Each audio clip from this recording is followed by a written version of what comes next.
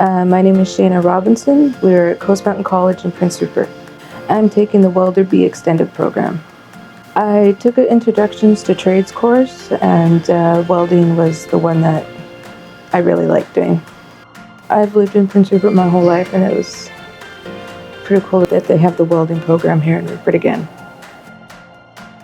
At Coast Mountain College, I've learned quite a few different processes of welding, so it's been pretty cool, from welding to cutting metal. When I tell people what I do, they kind of be like, "What? You're doing a man's job?" Or and I kind of laugh and say, "Well, you know, it's not only for men, women can do it." And actually I've heard stories of some women are actually way better than the men out there. Coast Mountain College is definitely welcoming women in the workforce.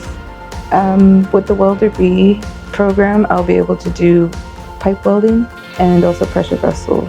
Tom has been awesome. He's a really good teacher.